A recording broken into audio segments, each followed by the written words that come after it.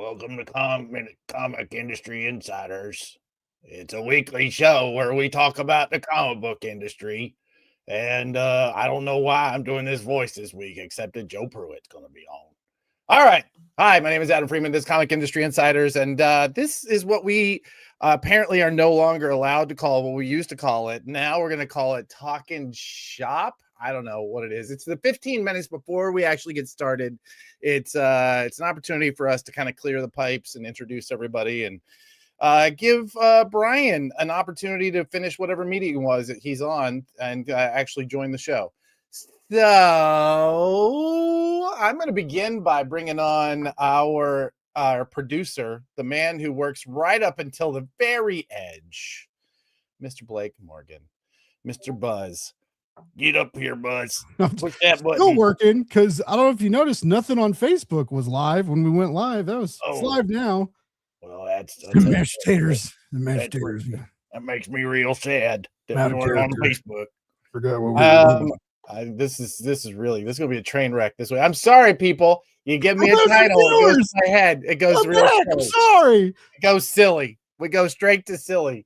All right. Speaking of a silly Billy, the boy who can get almost any of us running through a wall, Mr. Joey K, Mr. Joseph Keating, can you come to the screen, please? Can someone push? I'm gonna push that button. There he is. You guys are killing me. I was sitting here dying. I love it. I love this energy. This is how you win Marketer of the Year, by the way, folks. This is right here. This is Marketer of the Year work, my friends. Marketer of the Year work. All right. This week we have let's bring up more of our regulars. Mr. Gabe Yoakum.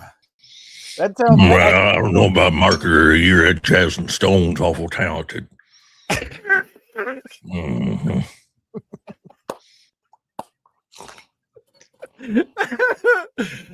I think he paid Heidi a little bit of money on the side to do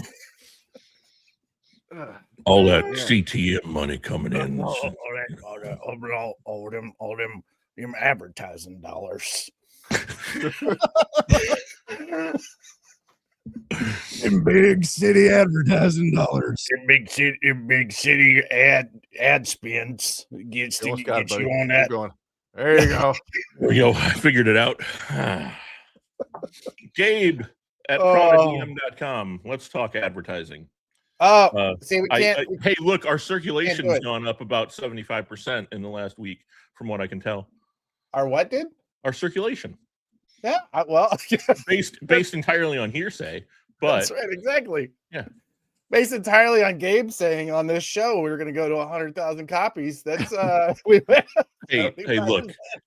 If you 300% from our original goal. If you don't want to be positive, I do. I'm here for it. I'll do the work for both of us. It's fine. I understand. I'm absolutely here for it.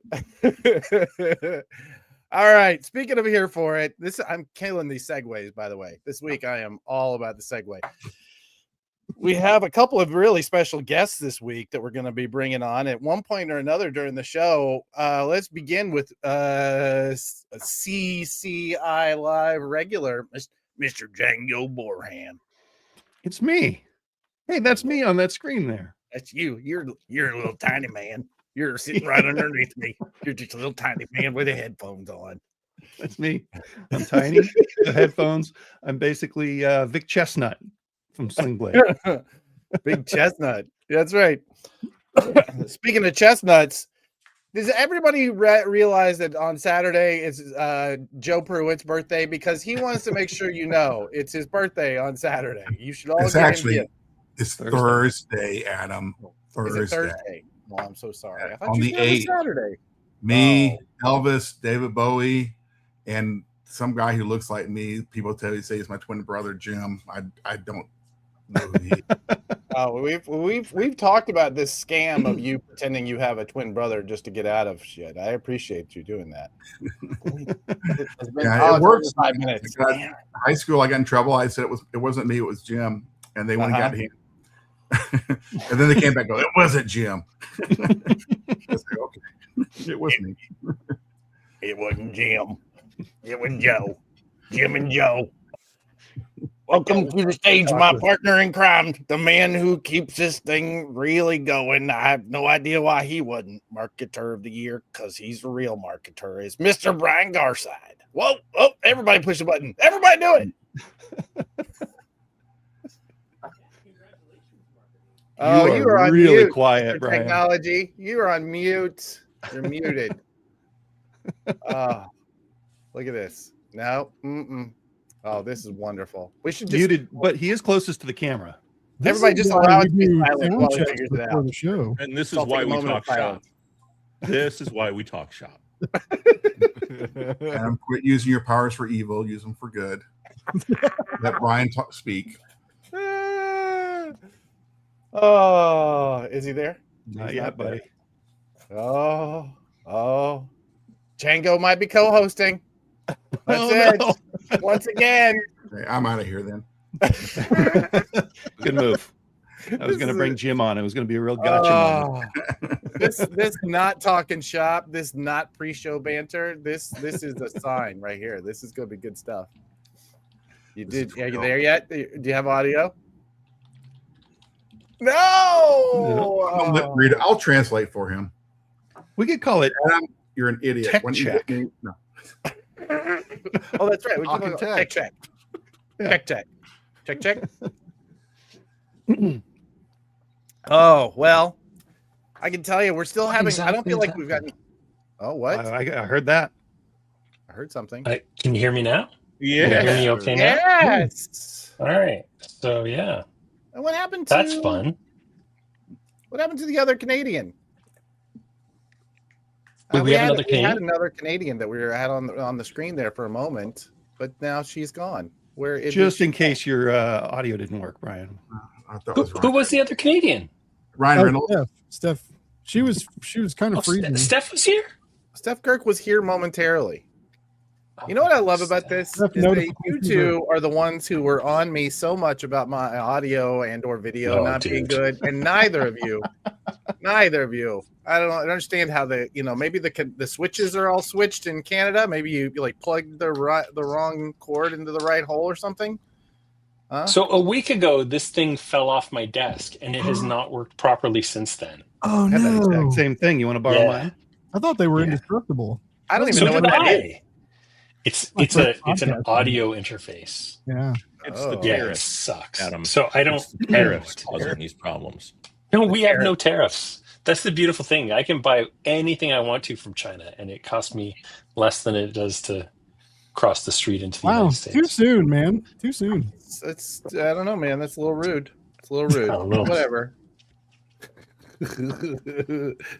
Hey, by the way, did you hear Chris Ryle got himself a job heading the libraries in San Diego? What a cool thing. Like, come on. Like, that was not on my bingo card for the year, and it only took 6 days for us to go, what? Yeah, I'm gonna give him a call this week and chit chat about that. Yeah. There she is. Yeah. Stephanie Girk. That's a fun name to say. I didn't want to actually be here for the pre-show banter, so I've been like, oh no, my Wi-Fi. Wise. Yeah. Did we get Brian? We did. We did. At the same Okay. time. You know, Okay. until Stephanie got here, I was looking at the screen and I was confusing this with another meeting I have today. That was like it's a 5-year anniversary or something or other.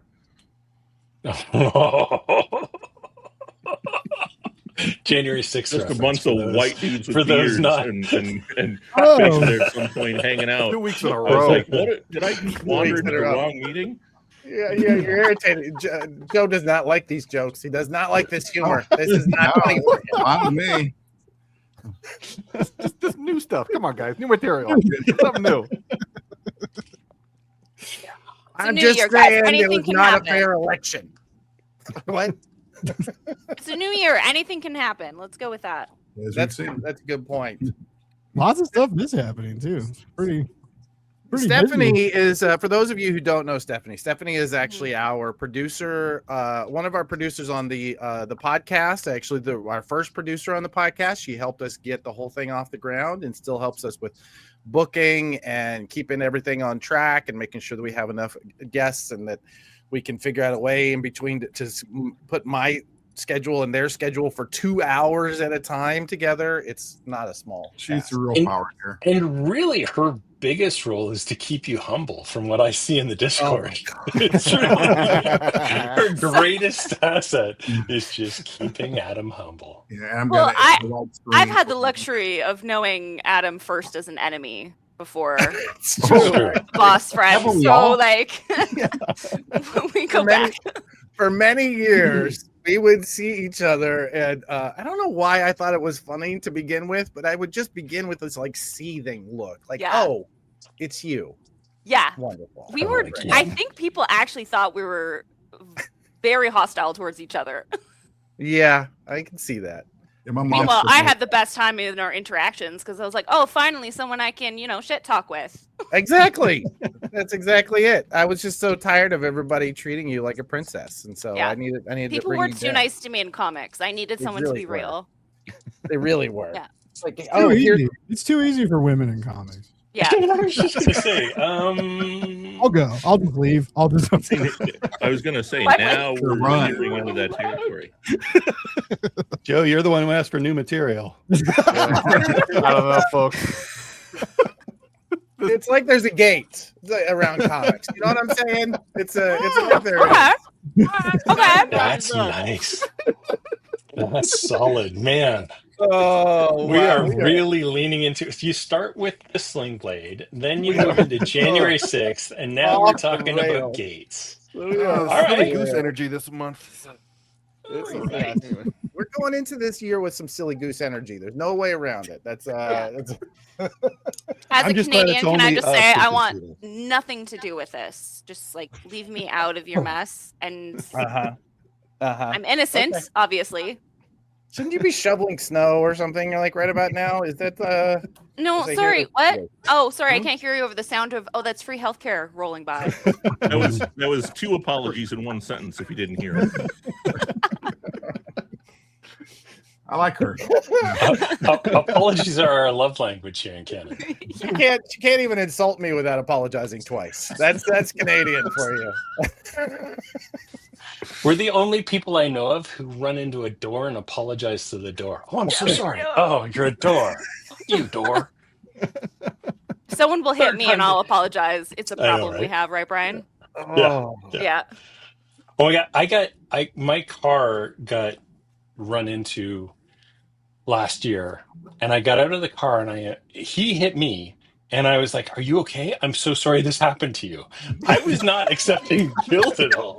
I was like, "I'm so sorry." He was like an 85-year-old man. I'm like, "Oh, this is a terrible day for you. I'm so sorry."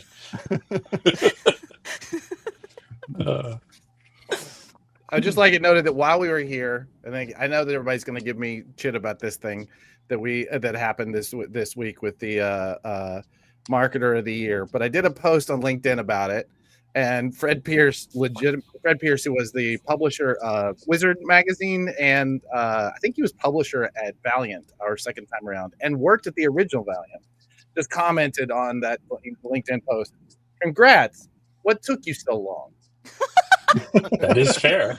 Love That is it. fair. Can I point out one thing about Adam being marketer of the year is that the photo that was used is not his on the floor yoga photo.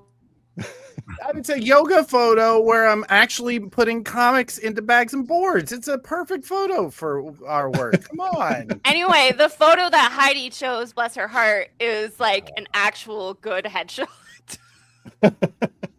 He's very done And by a not the professional photo that I photographer. have been trying to discreetly get Adam to get rid of for years. Let's just well. say it's an actual headshot. Yes. Yeah, right? Adding adjectives to it. Yeah. Yeah. That Good. photo Yeah. Zero that bare photo feet. is older than I am at this point. Come on. Which one? Look at how much darkness is in that beard, Adam.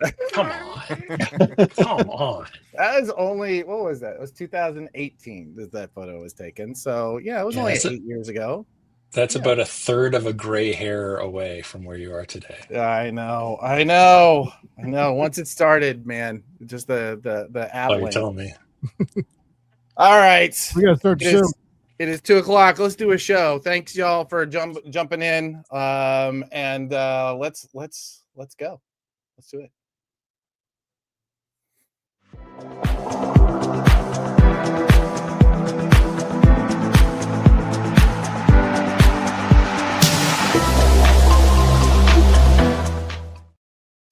Welcome to Comic Industry Insiders Live, our weekly show where we get to talk about the headlines behind the scenes of the comic book industry. We get to talk about where things are going. We get to talk about the mechanics of how the comics industry works. And if you missed our pre-show banter, apparently we also occasionally talk in the Sling Blade voice. I have a co-host in this show, somebody who keeps us all apologetic, shall we say. Our resident Canadian, Mr. Brian Garside. How you doing, my friend? Pretty good. Pretty good. Pretty good. I'm sorry. Sorry, sir. Sorry Sorry. for getting into this podcast here. Good times. How you doing? How's this new year treating you? It's been a weird year so far. I'll be honest. We're 6 days in, and it's been a strange year. But I do want to talk about, before we talk about years, and because we are going to talk about years, we're going to talk about how sales were last year. We're going to bring in some friends to help us talk about it. We're also going to talk about, something of the year, which is a little bit annoying that everybody insisted we talk about it. But you in the audience, I see what are 17 of you right now. Hey, if there were 17 people in this room, it would be really crowded. If each and every one of you pops up, and what is it they have to say? Is it insiders? Hashtag insiders? Yeah, there you go. If you go into the comments right now and you put in hashtag insiders, we have a really fancy little system that's going to keep track of that. And we're going to send one lucky member of our audience a copy of Comics the Magazine #0 that was only given those out are rare. Comic-Con and Baltimore Comic-Con. Yep. And a full set of Comic Industry Insiders trading cards. That includes, what do we have here? We got Steve Anderson. We got Jack DeMaio of Whatnot. We got Gamal Hennessy, an attorney who you should be following if you're interested in the industry of comics. Sam Cusick, who used to be a Kickstarter. Who knows where he is now? Sam, tell us where you land. Judy Kalchik, who at Bink is doing the Lord's work and is helping out people. And Christina Merkler, who saved comics at least once in her career. So there you go. Not a single marketer of the year in that pile, though. It's shocking. Shocking. Oh, yeah, it's been a weird week, my friend. It's been a very, very weird week. Yesterday, I swear to God, I had, because it was the first Monday back, when we have several clients we're bringing on, we'll be announcing here through this show. Everybody wanted to do a meeting like on the first Monday back. So I had legitimately meetings for 10 straight hours yesterday. And it was, and every single one of them started off with teasing me about being marketer of the year. I had the same problem. Everybody wanted a meeting. And through years of therapy, I've learned this really powerful word. It's called no. So when they all booked meetings with me, I said, no, not today. Today is my How do you do that? Is it like a... See, it's like no. Yeah. Oh, so hey. It's the first time I've ever heard myself say that. Future me really messed up, and the end of my week is just meeting. But yesterday was like, my brain is not fully engaged yet. I need a day of just like decompressing and getting through things. So yeah, it was actually really good. Yeah, I'm not real good at no. It's not on my, it's part of why we do so much is that I say yes, and then I give it to people like Steph to go figure out. That's really what it takes to be marketer of the year, is to be able to make Steph do things. That's the key. So someday I hope to be you.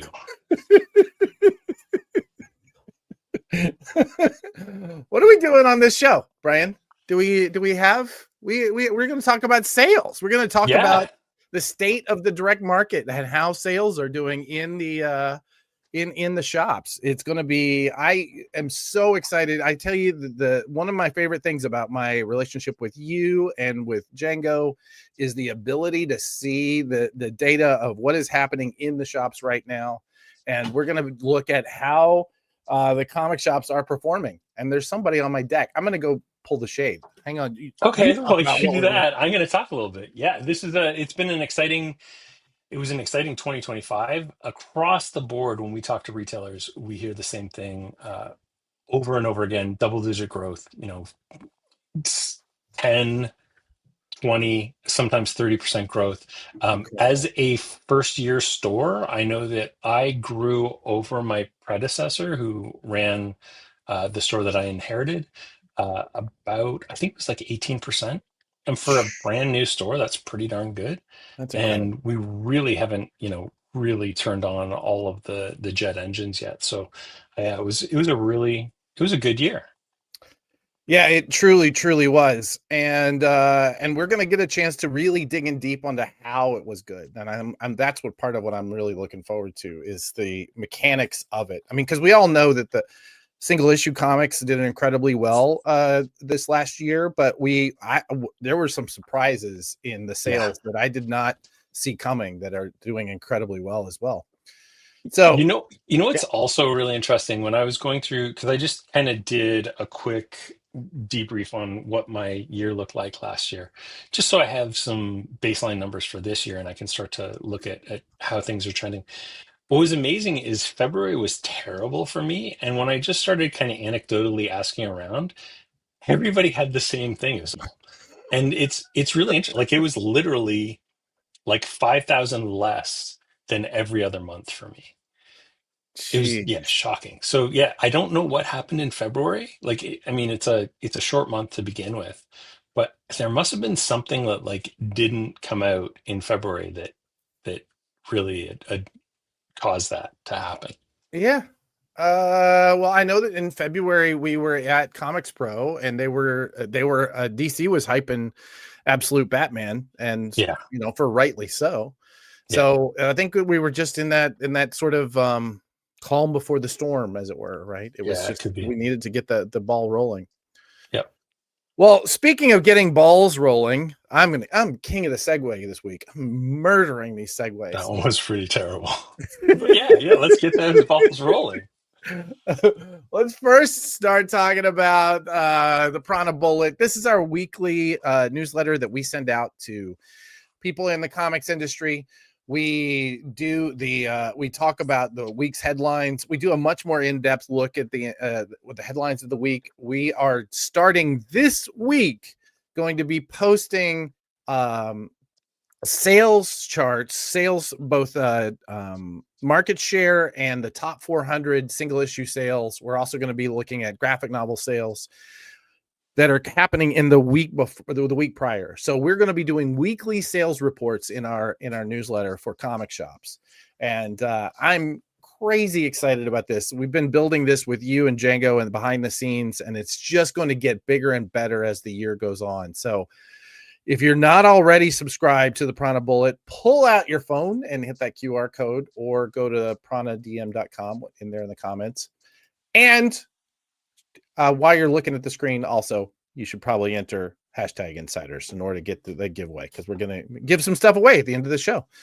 What is this? Who is this robot lady? What's going on here? It's getting closer. So Comic Previews is where it's the next generation of Previous World. We have 650,000 products on there that are easily searchable. It's growing all the time. And this is where our new subscription tool is going to live off of.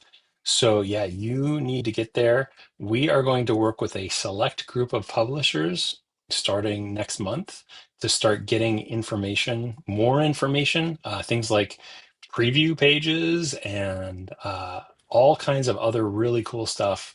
I just got done a 10 a.m., so a 4-hour meeting with my dev team to map out the next, between now and February 17th, worth of projects. And it's going to be really exciting. There's some really cool stuff coming. I can't wait to start showing people. But there are only 36 people who have signed up to comicpreviews.com right now to get informed when we, start to really ratchet up the dials, I guess. So you need to get on that list if you want to be part of something truly amazing.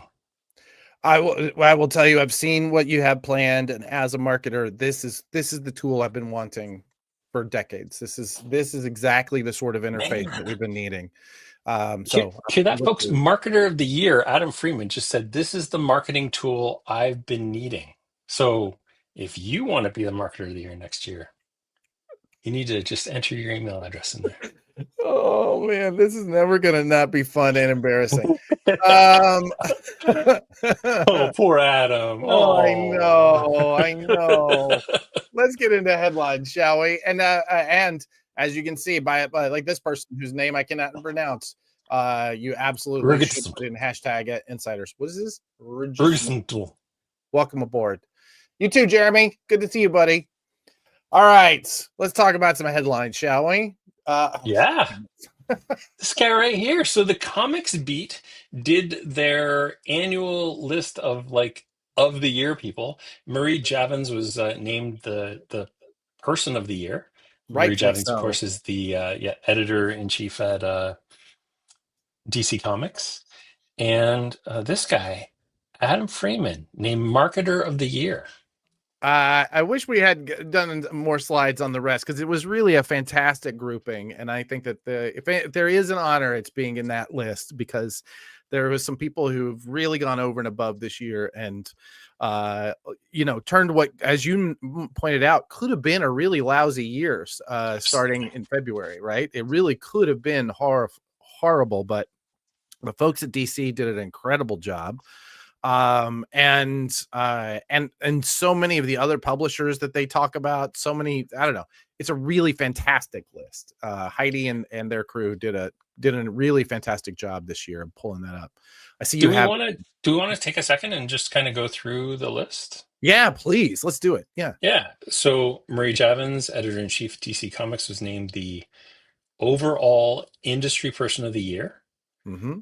And then we had Absolute Man of the Year, Scott Snyder. Yes, indeedy. Thank you, Scott, for bringing us Absolute Batman. This fella, marketer of the year. Yeah. Great. Yeah. Honorary mention was to Jim Lee. Yeah.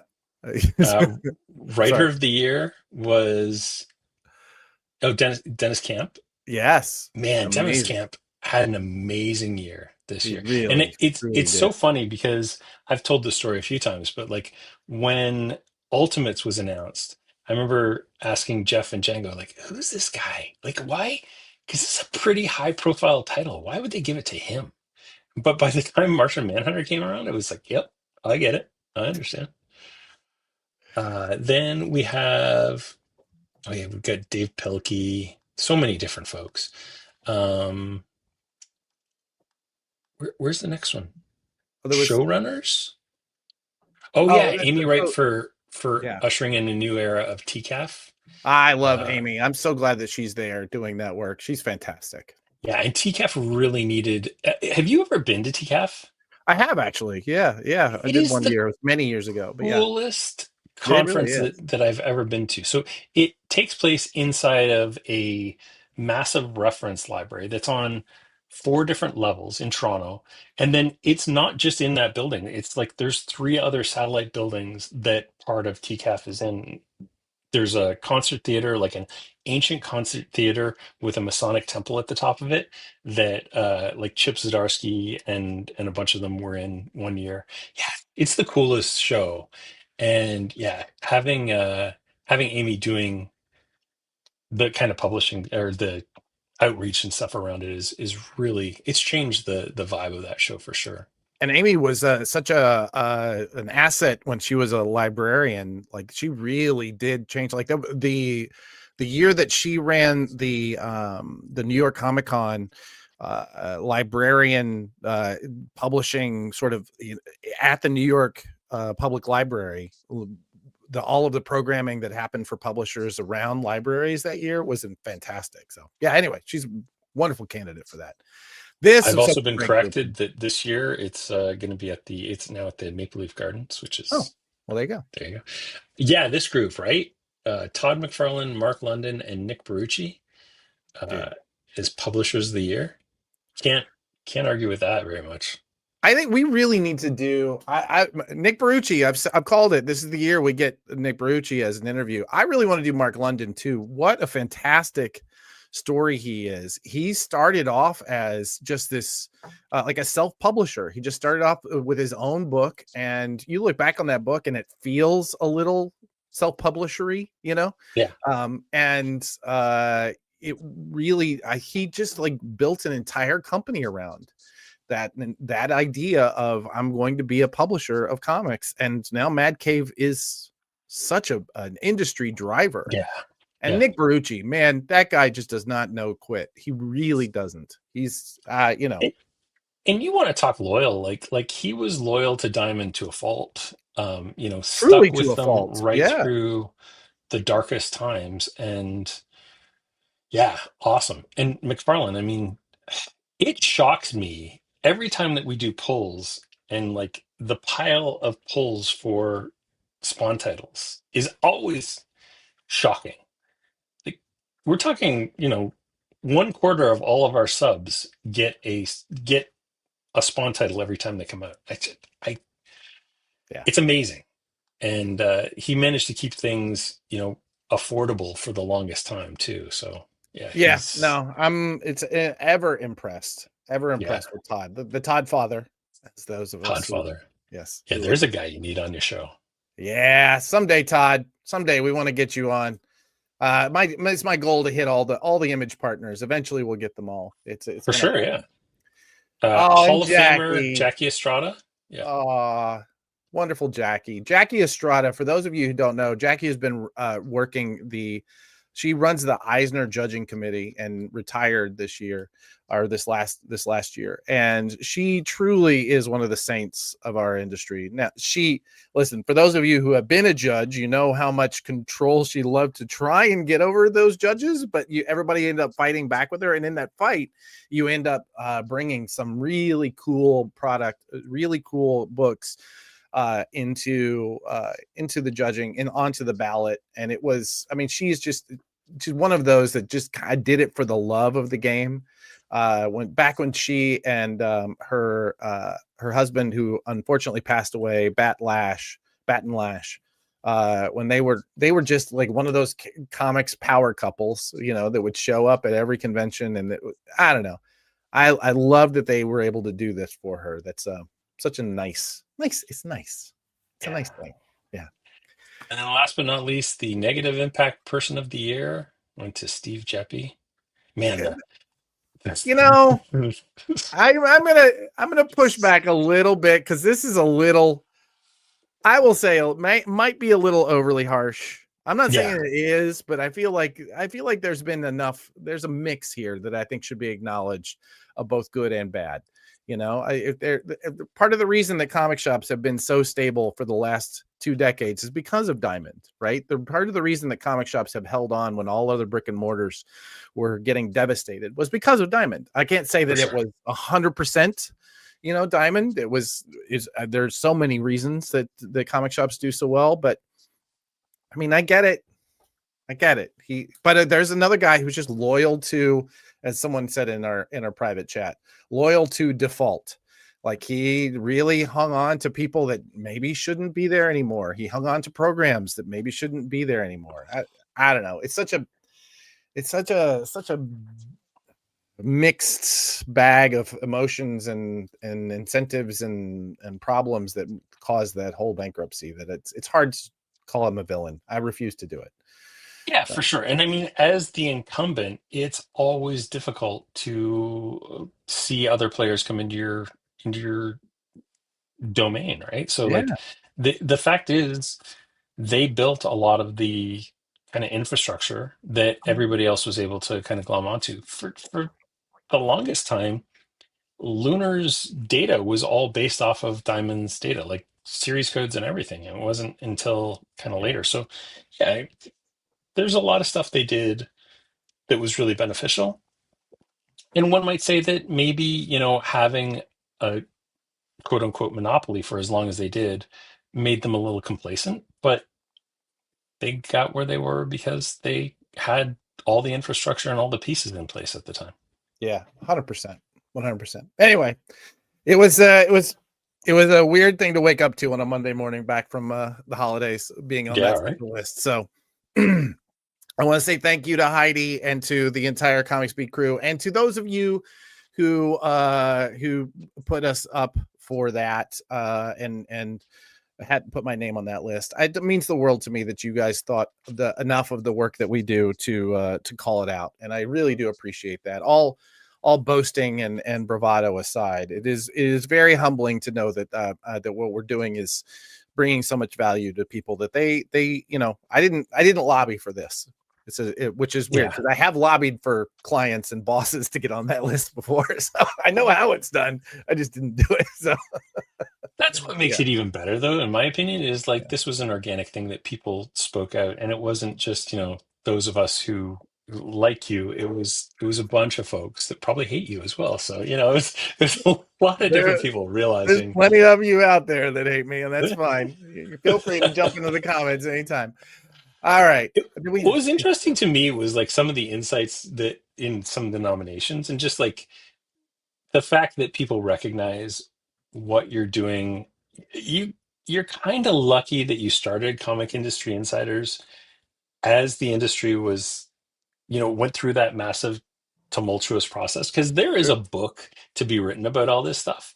And honestly, you have some pretty good third-party insights into it from the interviews you've done that I might just have to encourage you to write that book, my friend. Like you need another job, but that book needs to get written. That's right. The hole in my head right here, I need more than I need a project like writing a book. But I mean, yes, I've thought quite a bit about that in the past. And of course, part of what we're doing here is trying to create content so that everybody can learn from what we know and what we're learning as we learn it. So that is the overall goal. How it ends up being packaged or presented, it really goes to whatever bandwidth I have in the day. So that's only you owned a publisher that could actually get. Oh, listen, sorry, you do. Listen, own a publisher that could get that.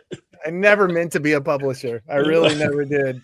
Apparently that happened too. And I never meant to write a data standard, and yet here we are, Adam. Here we are. Here we are. Do we have any other headlines that are not involved with me? Please say yes. Is that all that we ended up with? I can't push any buttons because Blake will push the same button. Blake, so I'm just going to wait for have Blake to push it. There we go. Oh, that's right. Let's Negative burn. You know what? We actually have a special guest this week that is going to talk about the fact that Negative Burn went live on Zoop this afternoon. You can go click on the link that is in the comments. I just grabbed one at random. Go to zoop.gg /c/negative burn and you can check it out.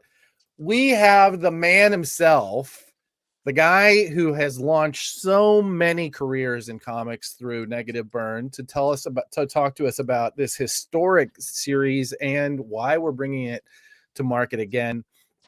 It's his birthday on Thursday, Mr. Joe Pruitt.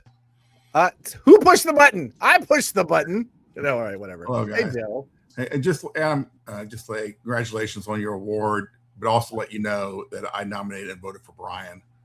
So maybe next year, Brian. Yeah. Congratulations. Next year, I'll enjoy it this year while you can. Next year, because Brian's coming for me. Yeah. You know what? Man. That would make sense. I think of Brian as a marketer. I don't think of me as a marketer. I don't know what I think of me as, but it's so. Yeah. I've got answers. Of course you do. I'm just gonna keep putting the ball on the tee for you. I made a list. Joe Pruitt, Joseph C. Pruitt. What is Negative Burn? Negative Burn is my baby that pretty much launched my career. It's an anthology, a black and white anthology, which when I launched it back in 1993, I was told it would never last. I had no theme attached to it. It wasn't any set genre. And black and white anthology with no theme would last like a handful of issues. I happily will report that I went 50 issues, was nominated for several awards for it. And I helped, as you said, helped to find a bunch of the greatest new talent in the industry had to offer at the time, who are now the biggest talent in the industry has to offer in the time. So it was fun, and I quit on my own accord, not because I had to, because I had other things to do. But here it is, several years later. I'm thinking, you know what? I can't get rid of anthologies. They're in my blood. I love doing them. I love working with all these fabulous creators, both old and new, and new friends and old friends. And let's do it again. Let's run it back. That's wonderful. So talk about some of the new and old friends that are in this particular anthology. Well, in this particular one, you asked me to remember stuff, and I'm getting old, and I really can't.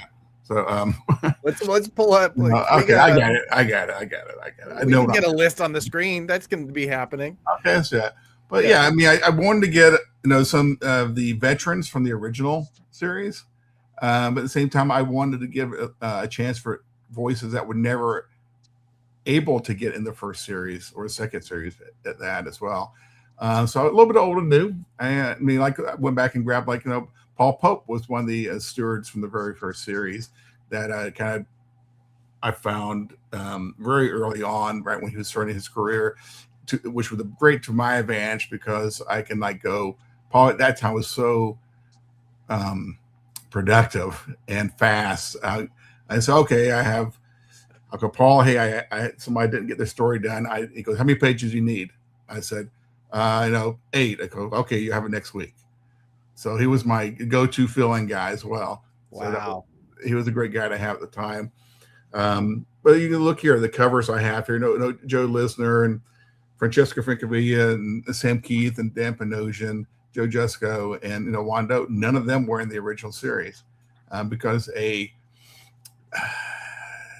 either weren't really in the industry at the time, or they're just starting off, or we just weren't friendly. So, but we're friendly now, so it works out great.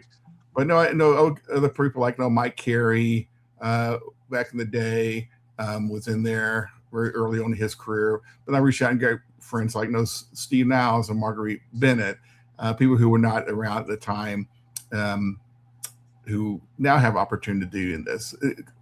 The biggest thing I found is when I mentioned I'm bringing this back and start talking to creators is how much love and fondness the memory of the series were amongst everybody. Well, I loved that when I was a kid. Like when I was talking to Declan, he let me know that was one of my favorite books I had back in the day, and I always wanted to be in there, but he had not entered the industry yet. And so he was, when I asked him if he wanted to be in it, he jumped at the chance, which I know I'm very grateful. I'm a big fan of his stuff as well. But in the old days, it was like, who can I not get? I mean, I got Mobius. I got Alan Moore. I even tried to get John Cougar Mellencamp to do a cover for me at one point by hunting him down through my wife's grandmother, because my wife's second grandmother was in his band when he started up. So I hunted her grandmother hunted his address down for me. I reached out to him, tried to get him. It didn't happen, but it was a time. It's like, who can I not get? I didn't get him, but you don't get anybody if you don't ask, right? Yeah. Amazing. Well, look at this list. We've got Mike Allred, Marguerite Bennett, Brian Boland, Mike Carey, J.M. DeMatteis, Francisco Francavilla, Phil Haster, Joe Jusko, Sam Keith, Joe Linzer, Ron Marsh, Peter Milligan, Steve Niles, Dan Panosian, Paul Pope, Joe Pruitt, James Robinson, Declan Shalvey, and Dalibor Talajic. Did I get that right? You got me on it. I'll butcher it. Well, yeah, no, Brian, the fun thing is that Brian Boland was in every issue of the original run. He was the only person who was. Cool. So I had to have him back for this issue. Amazing. So he's produced a brand new one-page, short for here, exclusive for here. And Phil Hester also was one of my oldest friends in the business, who I met because I was starting Negative Burn at the day back at Caliber, and he was also there. And he was putting together a horror anthology called Sponge, if I remember correctly, at Caliber, which never happened. But he had put together several stories for it, which basically we absorbed like a sponge into Negative Burn. And so, Phil was in day one as well. So great to have him back. Spectacular. Well, and I want to, if you can pull up that image one more time. For those of you who might be backing it, including retailers, there is a retailer tier. If you can pull up that presser, actually, that one image. Oh, sorry. Yeah, it's okay. For those of you who back it within the first 48 hours, there's an exclusive cover that's only available for the first 2 days. So you can see that incredible Joe Jusko sketch cover that we're going to have right there. Look at that thing. So yeah, listen, I don't know if you guys know who Joe Jusko is. Just go, Remember, just go, Joe. Oh, Joe, Just go away. Go, Joe. Anyway, we're excited about this. It should be noted, Prana is Desperado is a client of Prana Direct Market Solutions. We are helping run it. It is got the little powered by Prana logo on the campaign. So we want to make sure that you know that we are getting paid for this, but we also would have been promoting it because it's that cool. So yeah, the cool thing is that it's just as well as we hope it will. Then it's just going to be, we'll be doing more. Since we launched the launch page, I can't tell you how many, especially alumni Negative Burn, who have reached out to me and said, I want to be in it. Oh, that's incredible. So I have already 4, 5, 6, 7, 8 people lined up for the second volume if it happens. So no pressure on you people out who might want to support this, because if you support it, we'll do more. And if you don't support it, we won't. But 100%. Yeah, exactly. Great preview pages and too. love This to stuff do more. looks so good. Yeah. Yes, Look at fun. that. Cool. Yeah. Anyway, we'll probably announce a few more creators during the campaign as well. As people realize, oh wait, I know I had an email from you that I was going to reply. Well, we're still lining up artists, for some of the shorts we already have announced. And again, I've had several already reach out to me today. I think I've added 3 more people to the list since the campaign started at 11 this morning. That's amazing. I guess the early bird special is for the printed version of the sketch cover. It is not the actual sketch. Not everybody gets that. It's okay. It's fine. All right, Joe, thank you for launching this on your birthday week so that we can always say happy birthday every time we see you. And yes, we are all sending Joe gifts, right? Do this next. Yeah, you have to. It's kind of like, reason I came to the show, you promised me gifts. It's true. Joe has a writer that anytime he shows up that you must send him gifts. So they're in the mail, buddy. Yeah, I could use a cello to go with my piano back here. Okay, we're gonna work on that. You might just get a Comics the Magazine #0, which I'd rather have a cello. No, I'd rather have a cello. Or just send me a pizza. All right. Well, somebody who's clicking buttons, please get rid of Joe. It's good to enjoy see you, your year reign, Adam. Okay. My reign of terror begins. Okay. Talk to you guys soon. Oh, okay. Excellent. That's perfect. No, thank you, Joe. Okay, bye-bye. Bye-bye. Awesome. I love that guy. He is I worked with him at Aftershock, and we got to know each other, and it's been fun working together. So he is one of the people who helped build this kind of whole system that we think about now for bringing people into the industry and how the anthologies work. And it's just been a wonderful gift. So yeah, I'm looking forward to this. I can only say nice things about him after he's off the screen, because hopefully he's not listening. All right. You want to get into some data? Let's talk some data, shall we? Or let's do it. Something else? Oh, yes. Oh, comics. Awesome. That's the theme of this year's. If we're looking at the last year's data, we can begin to talk about how the thing that shouldn't be working, the thing that should not work is comic books, right? Yeah. You tell somebody you work in comic books at a dinner party, they're gonna say, wait a minute, what? Those still exist? Yeah, exactly. Every single time. You know what helpful is being marketer of the year. You can tell them that I'm a marketer now. Now I can say that. I didn't know that. My favorite is I run a software service for comic book stores to help them with their customer subscriptions. And it's always really good. You what? Okay. So comic shops still there, still growing, still doing amazingly well. What? Partially, part of the reason for that growth has been the service providers like Managed Comics and Comic Shop Assistant, who have stepped in to kind of fill in a lot of the services that Diamond left in their wake, and to help grow help the stores that are looking at greater and greater complexity, kind of simplify their lives. And you guys do that so well. And it is wonderful that there's two of you that are competitors that are so friendly. So speaking of friendly, let's bring our often co-host and your competitor, your number two to your number one is are the man only known as Django. Django. Hey, can I tell you guys something? What's that? Yes. I wanted to congratulate you, Adam, for being on a show with two of what Sketched.com called the most interesting people in comics last October. True. So True story. Thanks for being on our show today. I really appreciate you guys letting me be here. We've got a lot of award winners here. Yeah. Most interesting people in comics for 1 year. That's That's a pretty good run. Have you seen how short miniseries are now? Ongoing series are only 6 issues. A year, 12 issues of yes. You know what? That is actually good. I wonder if we could get that whole panel from David's article. We get them all. Get all of you on a panel or something. That'd be awesome. That would be really, really good. All right, let's try that. Steph, get on it. Get him. Let's go. Get him. All right. Let's talk through the data that we're looking at today. Can we, Django? Because a lot of this came from your system, and thank you so much for putting this together. So please tell us what we're looking at. So this is what we're looking at is 2025 December versus 2024 December. And we're looking at all of the stores that we had in both of those dates. So I think we're looking at the full year over the full year.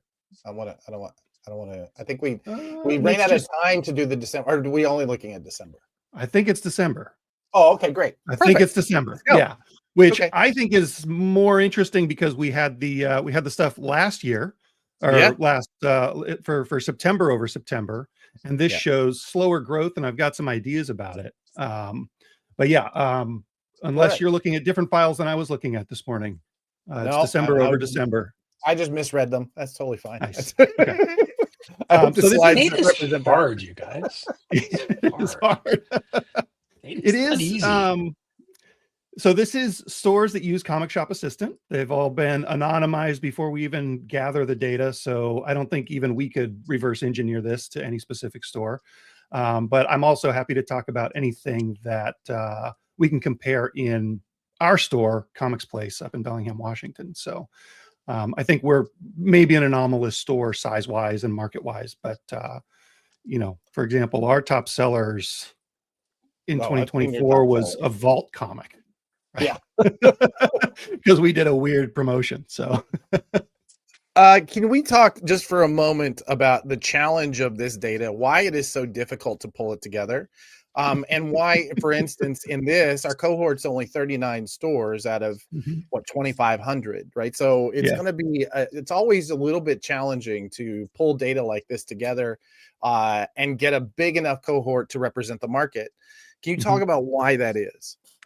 Yeah. So for us, the challenge in a year-over-year comparison is that we want to make sure that we're comparing absolute stores.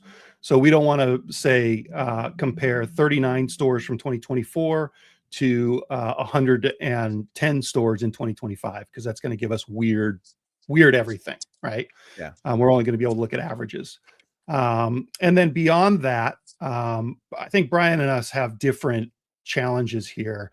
We don't have a parent catalog at this point. So if a store sells a thing and they say this is a trade paperback, cool, that's a trade paperback in that store. If I sell it, I call it a book. And if Brian sells it, he calls it a graphic novel. So there's a bunch of sort of normalization that we have to go through to make sure that we're actually looking at apples and apples. It's more like applesauce and applesauce, I guess. One of the things I tell people, applesauce and orange juice. That's right.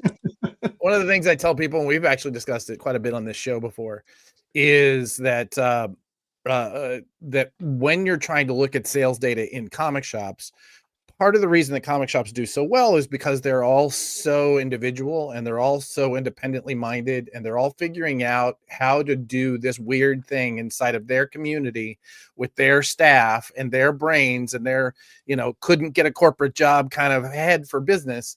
Like each one of them has a different viewpoint. And so any one of them, whether they're working with Managed Comics or they're working with Comic Shop Assistant or Comic Hub or Comic Suite, they're all using those systems slightly differently. And so normalizing data for that has been the near impossible challenge of trying to get these viewpoints, right?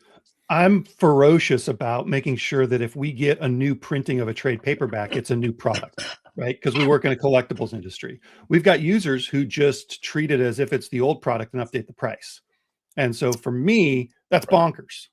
But for them, that's the only thing that makes sense. So we're all very special flowers. And if we wanted anybody to tell us, what to do, we would not be working in comics. I think we'd be working at Barnes and Noble. So those are the challenges. Let's get into the data, shall we? So what are we looking at here for why are these kind of metrics so important? I mean, it kind of shows the health of comic stores, right? This is the same comic stores over time. And we can see that there's been some growth. And, not every industry sees growth in the way that comics have in the last couple of years. So, just being able to look at the fact that comic stores, and honestly, it's comics and hybrid stores, right? So some of this is going to be a bump from games. But it's, it's important to see whether we're growing or shrinking and where we're at with that. And I don't think you have slides to compare these December numbers to the September numbers that we had. But we're seeing smaller growth in December than we did in September, up or 9 or 10% rather than almost 20%. But also when you look at what came out and when, we're in a post absolute world right now. And in September, we were in a pre-absolute world. So we're looking at, the absolute Batman sales, absolute universe sales in December last year, 2 years ago in 2024, set a pretty high bar. And to see growth over that this year is pretty awesome. Yeah. We don't have the percentages on this slide. Maybe we do on the next one, but we're looking at like 10% growth overall. Total revenue, 10%, 9.8% growth. That's incredible for mature businesses. It's beyond. You normally are, if you have a 5% month, you're celebrating and everybody gets a pizza party. You get into double digits and suddenly, you like, we'll just hang on tight because it's rocket. Well, and anecdotally, our store went from having 2 locations to 1 location, and combined, we were up 20% in December over last year. So I don't really know what's going on. And the most hilarious thing is that the old location was here and the new location is literally a stagger away, just across the street. Quarter block. And better. So it's not like he went to a mall from it's amazing. And what gets me about this particular slide is total transactions went up, right? Average transactions went up. Everything across the board went up. It's not just that we're charging more for the same people. We're seeing new people, and we're hearing that anecdotally from all the stores that we're getting. I would love to figure out how to get some real data around that, but man, it is working. Let's look at some of the categories and how they're doing well. You know what that gets me about this is that for the longest time, we saw, there was a part of, I think everybody was wondering if comic shops were just becoming bookstores with single issue comics in them as a category. But truly, at least this year, single issue comics are the thing that are really keeping the doors open, right? Yeah. And, I'm really curious to see what happens over the next couple of years. Because I think Absolute, Ultimate, Transformers, those are all kind of anomalous. for our industry, especially to have them all hit at the same time isn't something that I've seen since I got involved in looking at these numbers. So even so, in our store, I think books are usually the number one and comics are the number two, but it's really close. So we're pretty much even in our shop for those. So and I love seeing that, you know, these are real comic stores that we're looking at here, because the games are number three, but it's a pretty distant number three. You know, Greg Harms brings up a good question that I can't answer, but the comic shops that are in the chat, Titan, Tommy, those of you who see this, and from you, Django, I'd love to hear.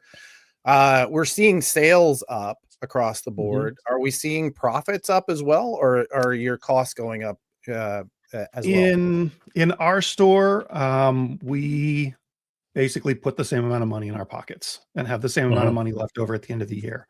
I think the big X factor there, at least this is what I'm telling myself and probably telling my mom, is that we have like a larger war chest of product to sell. So we have more things that we could liquidate if the world ended or distribution stopped again or whatever. Because so your profit is going into more inventory. It's more fat on the body that can be burned off later, right? Exactly.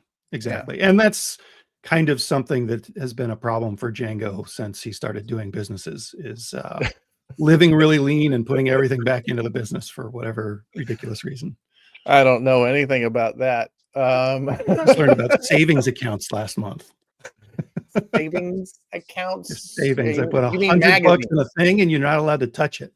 It's crazy. No, you mean magazine. That's what you started a new magazine and you have that. That's what you do. And savings account, the magazine.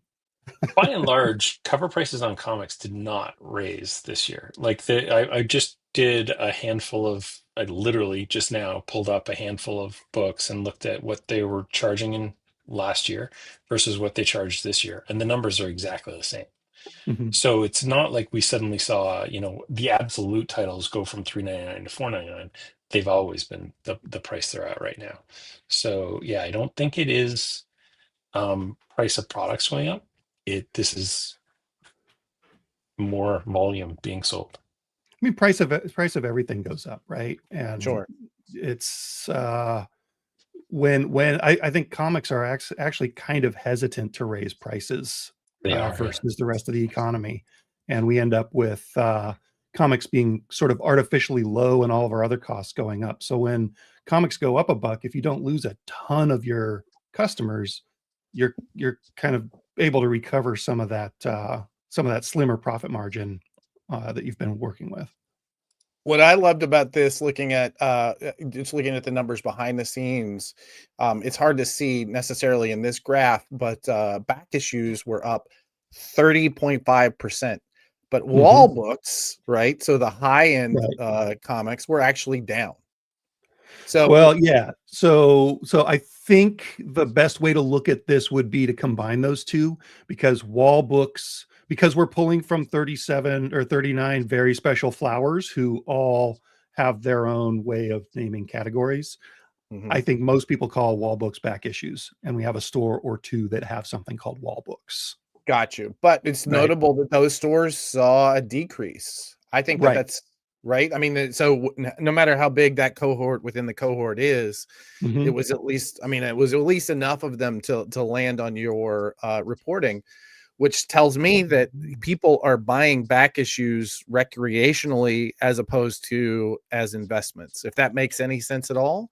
Right. I mean, if I had to put an understanding around the metric, it would be that people are more interested in filling out their collections than they are in filling out their portfolio. Right. Right. It could definitely be that. If this is, it's fairly small numbers, right, for the wall books category. It could also be that somebody sold an Amazing Fantasy 15 last year and didn't sell that this year. Sure. Like those wall books could be $40,000 comic potentially. So, but yeah, it's definitely the drop there. The drop there could be so many things. Yeah, I know, but let me have my pontification, right? I mean, that's what I'm here for, is to pontificate. We did have a slide that we're not able to get in at press time, but basically it was the high end, right? The 10,000 foot view, which is stores are growing 10%.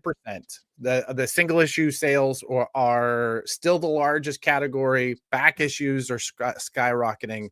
And once again, I think this is because collectors fans are becoming collectors. Yeah. We're seeing increases across the board in transactions, in median store revenue, which means, the middle of the road, the stores making are seeing those numbers as well. So it's not just the big stores. It's not just the small ones are growing rapidly percentage wise. It's everybody across the board. And even the average transaction is growing while we're not seeing a dramatic increase in cover prices. I think everything shows growth. I think that's I haven't found a metric yet that we aren't seeing growth in, which is just, I don't know. It's incredibly heartening. I think we're going to have such an amazing year. I kind of wonder if we could pull a report. I'm just thinking out loud here. If we could pull a report of how many new to the store customers are getting their names entered in a system. Ooh, that would be good. Right? Yeah, that's interesting. Because we have that when we're looking at our transactions for the day, we've got a little rocket ship icon that says first transaction. And I'll bet we could find out. It's going to depend on how often stores push for that information gathering. But I'll bet that it's up right now.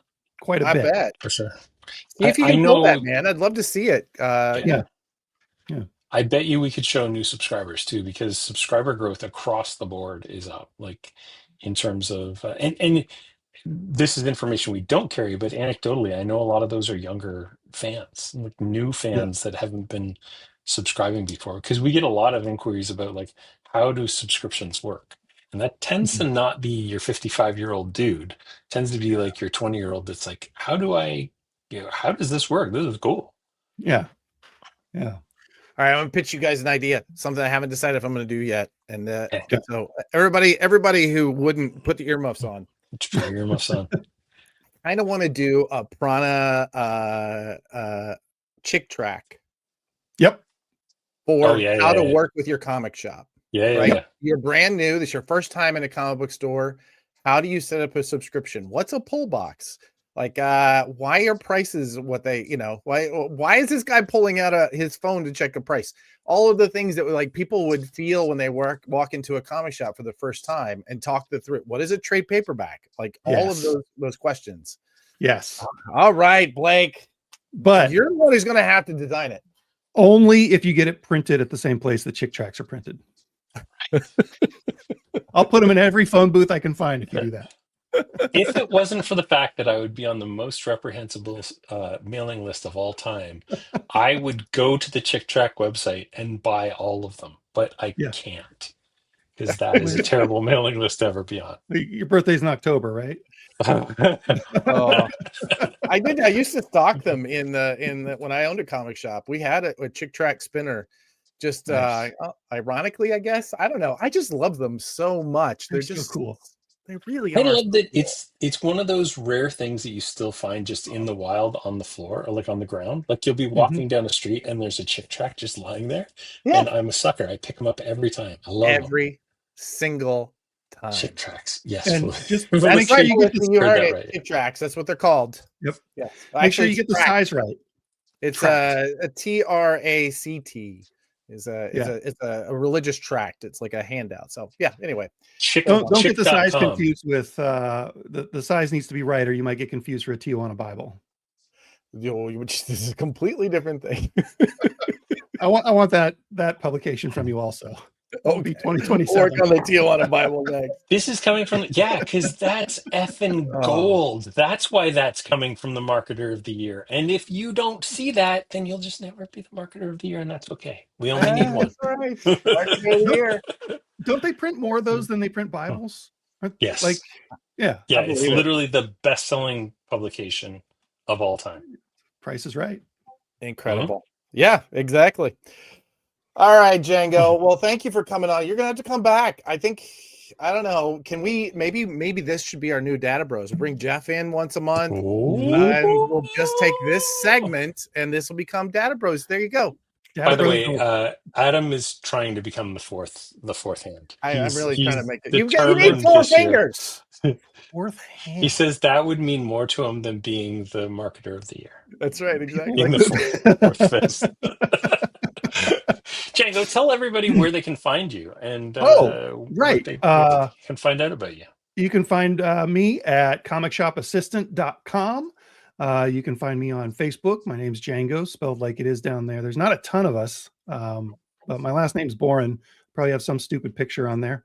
And also at the Comics Place in Bellingham, Washington, shop.thecomicsplace.com, and check it out. We just installed a thing that talks to Comic Shop Assistant that tells us on our wall with one of Brian's little counters how many back issues we have in our system. And so you can access our 40,000 plus back issues through that website.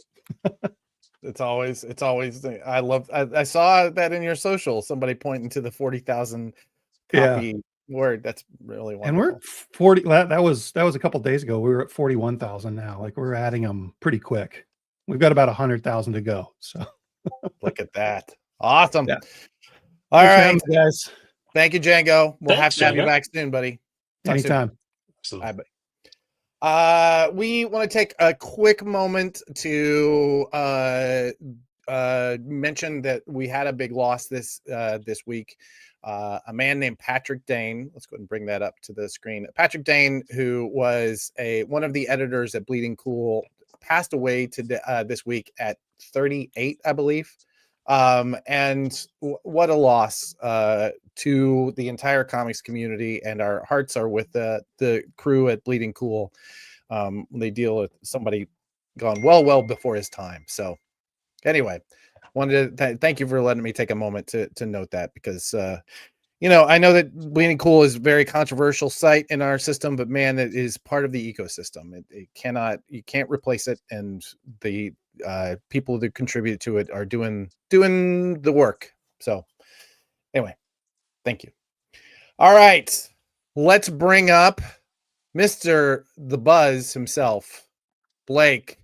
Do you know how this thing works? By the way, if you have not pushed #insiders, Blake is going to vamp for like 5 seconds. So you should be putting in #insiders right now into the comments. Your last chance. Someone said these magazines were going for a lot of money on eBay. Like $85. What? Zeros. I know. The last one that sold was like $85. So you could win one of these and a full set of the Comic Industry Insiders trading cards. All you got to do is put in #insiders into our comments. Like the show.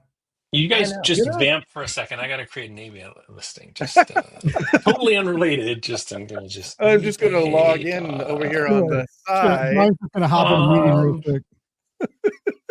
quick. Yeah, we got a few more. This is 85. That's insane. $85. That's 1/5 of an absolute Batman #1 ungraded. That's insane. I know. One. Thank you for making me feel worse about it. No, they're not that good. They're ungraded $400. It's almost. They're going for like 125. Nearly 20% of a Batman book. That's pretty cool. It still is pretty cool. The best Batman book, like exactly. You can't. I mean, you can read it. It may not be for you, but you cannot deny it's the explosiveness of it. I mean, if you like Absolute Batman, I would say Comics the Magazine #1 might be a good look for you. Probably gonna get a good insider look at the series. Look at that. All right, how does the thing work? Do you know how to do we ready? All right, let's go. Right, we got 12 entries. 12 entries. You got a 1 in 12 shot at hitting this, people. Here we go. 12 chances. Look at that. Steph Gert, are you on this list? If you win it, I swear to God, it's going to somebody else. Greg Harms. All right, Greg. Greg Harms. All right, What Greg. what does Greg have to do to win his prize? Greg, if you would please shoot us an email at info@pranadm.com. That would be super awesome. Let us know where to mail this stuff to you, and we'll get it out there. An address would be great, like a full address with code and everything. Like you wanted Amazon to send you something. That's how this works. Yeah. Right. Oh, interesting. So like a mailing address is what you're looking for. A real mailing address. Or I guess mail address. People say that anymore? Am I? Yeah, I don't know. Am I dating you can myself? send us a self-addressed stamped envelope with the address. All right. You really want this thing. You do. You want it. Also sign up for the mailing list. All right. Absolutely. We're going to do that in a minute. Let's do the CTAs. We're keeping you on, Blake. Blake, tell us why they should go to managedcomics.com. Oh my gosh. If you know Brian, he just makes your life better every second. It's just if you have a comic shop and know Brian, he'll make it even better. Like he's not a POS system or a POS. He's Brian Garside, the guy saving comics, one shop at a time. Come to info.managedcomics.com. Just type in managedcomics.com and scroll down here, and you can join us for office hours this Thursday at 3 p.m., which is when once a week we get together and we'll talk Managed Comics and answer your questions and show you how cool the magazine listing on Comic Previews is. And look at that cover. Look at that cover. Oh, you can't see that cover. But if you could see that cover, you'd be so happy. So come see Comics the Magazine and come learn about Managed Comics. I love it. Awesome. What's next? Oh yeah, the Comics the Magazine. What is Comics the Magazine, Blake? Comics the Magazine is the world's greatest comic about the world's best. Nope, I'm saying it wrong, but it's a really kick-ass comic book magazine about comics, the best, awesomest comics, all comics. It's enthusiastic. That's our editor-in-chief's big deal is enthusiasm. We are excited about comics. We're excited about what's out there because comics are cool, and we're going to celebrate that. And what are we looking at here, Brian? Where is this? This is on Comic Previews. But look at that date, March 4th, and you got your FOCs coming February 2nd. So people, get your pre-orders in to Comics the Magazine. If you're using Managed Comics, you can pre-order it on any website that uses Managed Comics. If you're using Comic Shop Assistant, I'm sure they have the same technology. Go and subscribe to Comics the Magazine. I don't think they have real technology. I think it's just Django and Jeff like monkeys inside of literally typing everything in. Every time you pull out your phone and you say, Django, I want to subscribe to Absolute Batman. And then he goes, okay, what's your shop again? Oh, let's see. Oh, okay, there it is. And that's how the technology they're their shop whisperer.